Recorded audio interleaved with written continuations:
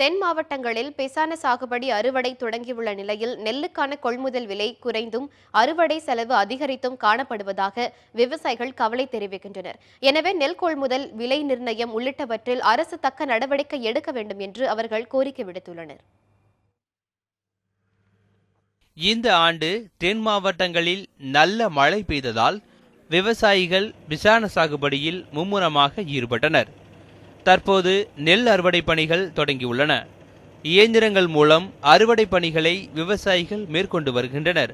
பருவநிலை மாற்றம், அறுவடை செலவு உள்ளிட்டவற்றால் தங்களுக்கு கூடுதல் செலவு ஏற்படுவதாக விவசாயிகள் கவலை தெரிவிக்கின்றனர்.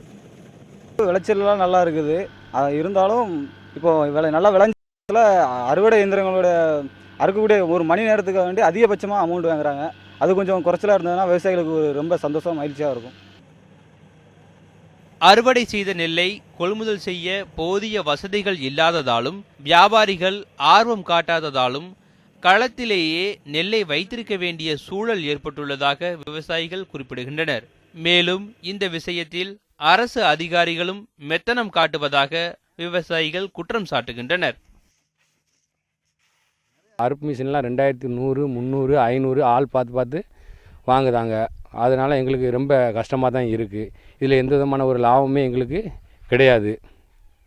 மேல்படி மழை பெஞ்சு போன ஆண்ட மாதிரி இந்த ஆண்டு மழை செழிப்பாக தான் இருக்குது. செழித்தாலும் அது எங்களுக்கு மகசூல் அதிகமாக எங்களுக்கு கிடைக்கல. மேனியெல்லாம் ரொம்ப கம்மியாக தான் போயிருக்கு.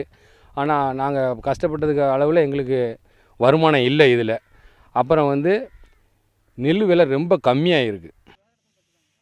பல்வேறு காரணிகளால் விவசாயத்தில் நஷ்டம் ஏற்படுவதால் கால்நடைகளுக்கு கூட உணவளிக்க முடியாத நிலை ஏற்படுவதாக வேதனை தெரிவிக்கின்றனர்.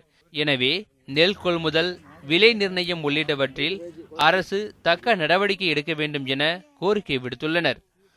Alvin, news 7 Tamil, Tirunelveli.